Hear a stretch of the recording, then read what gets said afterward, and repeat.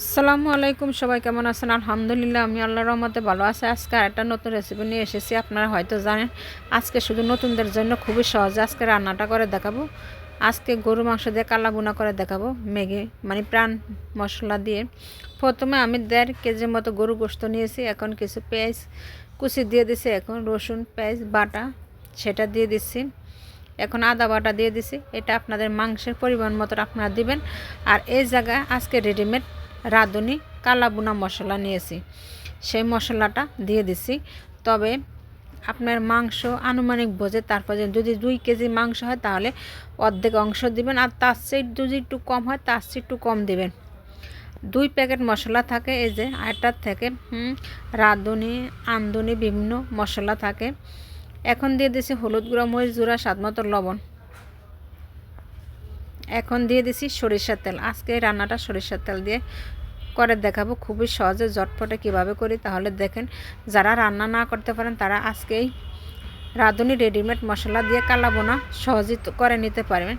এখন দিয়েছি কিছু তেজপাতা, গরম মশলা গুঁড়া, জিরা গুঁড়া দিয়ে এখন ভালোভাবে হাত দিয়ে মাখিয়ে নিচ্ছি। দেখেন কিভাবে আমি মাখিয়ে নিচ্ছি। ঝটপট রান্না করার জন্য আমি আজকে প্রেশার কুকারটা ব্যবহার করব। আর এই জায়গায় দিয়েছে আমার যেহেতু সস নেই, এই জায়গায় আমি টমেটো ঘেটার সাহায্যে কুচি করে দিয়ে দিছি। আপনাদের থাকলে সস বা টমেটো সস দিয়ে দিবেন। এখন আমি যে টমেটো দিয়েছি, টমেটোতে একটু টক টক লাগে, তার জন্য একটু সামান্য পরিমাণে চিনি দিয়েছি। এখন আমি এটা তাড়াতাড়ি রান্না করার জন্য প্রেশার কুকারে দিয়ে দিছি। প্রেশার কুকারে আমি 2 থেকে 3টা সিটি দিয়ে নেব। এখন দিয়ে দিছি টেস্টি সল্ট। এটা অপশনাল, আপনি দিতে পারেন নাও দিতে পারেন, তবে দিলে খুবই মজা লাগে।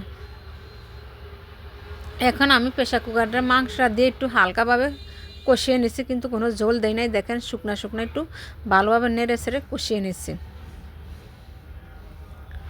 কষানো হলে আমি এই জায়গায় ফুটন্ত গরম পানি দিয়ে দেব।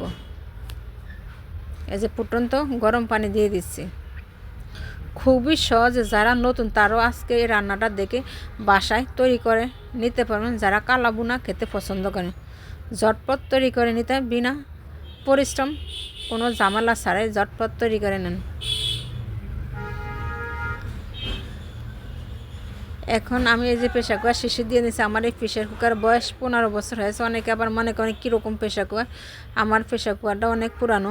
এখন দিয়ে দিছি কালো বুনা, অবশ্যই তেলে বাগার দিবেন। এখন তেলে বাগার দেওয়ার জন্য আবারও পরিমাণ মতো 1 কাপ সরিষার তেল, কাঁচা পেঁয়াজ, এলাচ, শুকনা মরিচ দিয়ে দিছি। আর এই যে মাংসটা কেমন সিদ্ধ হয়েছে দেখেন।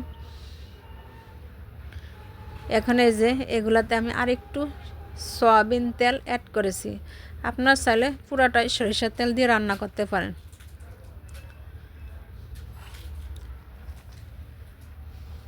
তবে সরিষার তেল দিয়ে রান্না করলে খাবারটা অনেক মজা হয় এবং খেতে ভালো লাগে কালা বোনা। আর অবশ্যই শুকনা মরিচ দিবেন কালা বোনাতে। এই যে পেস্টটা বাদামি করে ভেজে নেবেন। এখন আমি সেই প্রেসার কুকার মাংসটা ঢেলে দিচ্ছি বাগারের ভিতরে, মানে তেলের বাগার দিচ্ছি সেটার ভিতরে। কালারটা দেখেন কত সুন্দর হয়েছে। খুবই কম সময় কিভাবে ঝটপট রান্না করে দেখালাম। আপনারা অবশ্যই বাসায় একবার হলে ট্রাই করবেন। কালা বোনা মাংস খেতে মন চাইলে এই যে কালারটা দেখেন। এখন এটা যত জাল করব নেড়েছে তখন হালকা হালকা কালো কালো হয়ে যাবে। তবে যারা একবারে কালো পছন্দ করে না তারা লালটা লালটা রাখবেন। আমার কাছে বেশি কালোটা পছন্দ না, তার জন্য আমি বেশি ভাজি নাই, অল্প অল্প কালো কালো থাকবে। আপনাদের ফাইনাল লুকটা শেষে দেখাবো। এই জায়গা আর কোনো পানি অ্যাড করা যাবে না। দেখেন তেল ছেড়ে দিচ্ছে অলরেডি, আমার মাংসটা হয়ে গেছে। এরকম যখন উপর থেকে তেল ছেড়ে দেব তাহলে বুঝবেন যে আপনার মাংসটা একদম পারফেক্ট হয়ে গেছে। আর কালো বুনা মাংসটা একটু সিদ্ধ হলে বেশি ভালো হয়।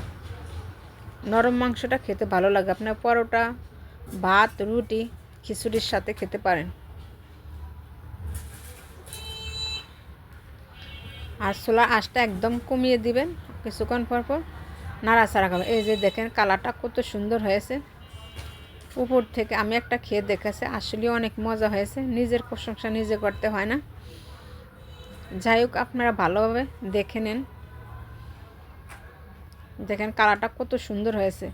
আপনারা কালো বোনার কালারটা এসছে কালো থাকলে যদি দেখতে চান তাহলে একটু বেশি করে ভেজে নেবেন। আমার এসছে কালো কালার বেশি পছন্দ না, কালো বোনা, আমি তার জন্য এই কালারটা পছন্দ করেছি।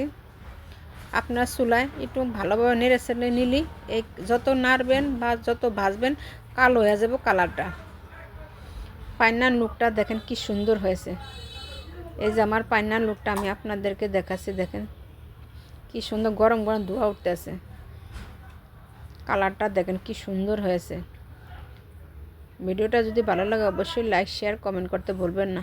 সবাই ভালো থাকবেন। আল্লাহ হাফেজ।